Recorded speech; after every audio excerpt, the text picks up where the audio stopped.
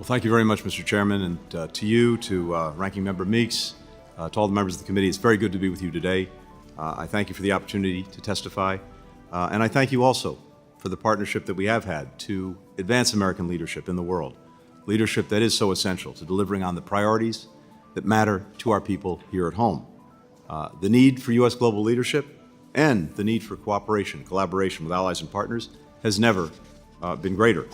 We have the People's Republic of China that's pursuing military, economic, geopolitical preeminence, challenging our vision for a free, open, secure, and prosperous international order. Russia's committing aggression not only against Ukraine, but against the principles at the heart of the United Nations Charter: territorial integrity, sovereignty, independence, that are the building blocks for global peace and security. In the Middle East, we're standing with Israel in its efforts to ensure that what happened on October 7th never happens again, as we do everything we can to bring to an end the terrible human suffering in Gaza and prevent the conflict from spreading. U.S. leadership is needed to address humanitarian crises elsewhere in the world, including in Sudan, Haiti, other places where millions have been displaced and many have been killed, but also to address global issues that no country can solve alone, including food security, the changing climate, transnational corruption, the fentanyl crisis. But with the support of Congress, we can and we are approaching these challenges from a position of strength. Because of the actions we've taken, the United States is stronger economically, diplomatically, militarily than it was a few years ago. We've made historic investments here at home in our competitiveness, our innovation, our infrastructure. We've renewed alliances, built new ones, secured unprecedented alignment with key partners in Europe and in Asia on the challenges of our time. We've delivered essential aid to Ukraine. In fact, the United States rallied 50 countries around the world to come to Ukraine's defense to make sure it wouldn't be erased from the map, as Vladimir Putin sought. We've rallied the international community to share the burden. For every dollar that we sent in economic and development assistance, others have collectively invested 3 more. Now, many doubted whether bipartisan support for Ukraine and other urgent national security priorities could endure. But last month, Congress demonstrated to the world that we will not pull back when you pass President Biden's supplemental budget request by an overwhelming margin. Our investment abroad does not come at the expense of our strength here at home. Far from it. Most of the supplemental, as you know, is being spent here in the United States, building up our defense industrial base, supporting good American jobs. We need to keep up the momentum, and that requires a State Department budget that will fully resource our response to the challenges of this time. The President's FY25 budget, requesting $58.8 billion for the State Department and USAID, does that in 2 key ways. First, it funds the essential missions of our department and USAID. The budget will ensure that the United States continues to be the partner of choice for countries to turn to when they need to solve big problems that also affect our own security and economic well-being. In an era of renewed great power competition, we have to be able to present the strongest possible offer, one that is relevant and responsive to countries' needs, and one that advances our security and economic interests. That's why, among other things, we're requesting $2 billion for a new fund to build high-quality, sustainable infrastructure around the world. Crucially, investments like these create good jobs here in America. They expand markets for our businesses overseas. We're requesting resources for the World Bank. With $1 billion in U.S. funding, we can unlock another $36 billion in development fund capacity to direct to the top priorities of emerging economies.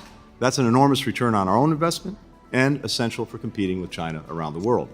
The budget also includes $1.7 billion for international organizations, including the UN, APEC, the Inter-American Development Bank, to help shape them in ways that reflect our interests and values. We're asking for $500 million to give more people around the world access to secure internet, digital technologies.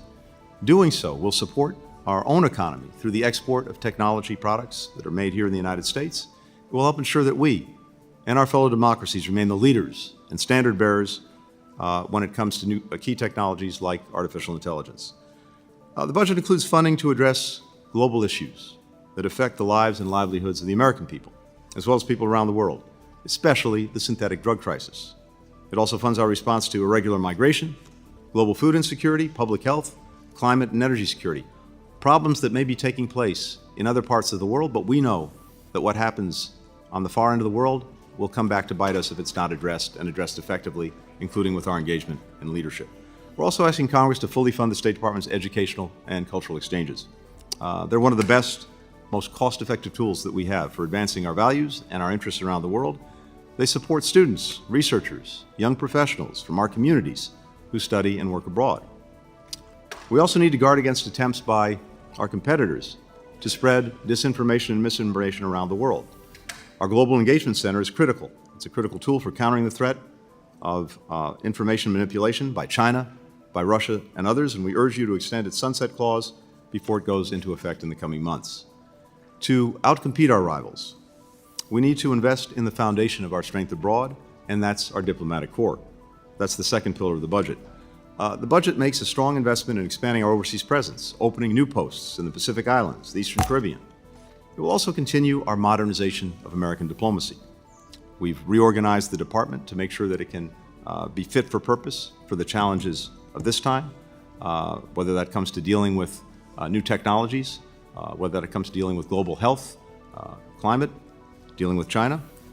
We are making the necessary investments to try to attract and retain the most talented workforce possible. We're investing in our people in Washington, at our posts overseas with training, with technology. We're promoting more agility, innovation, efficiency in our processes. Last year's enacted budget, Mr. Chairman, represented a 5% cut from the year before.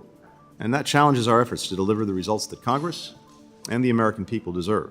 So, we urge you to support this budget, which helps us address the most pressing foreign policy priorities of our time and lays the foundation for continued strong American engagement and leadership in the years ahead. With that, I thank you and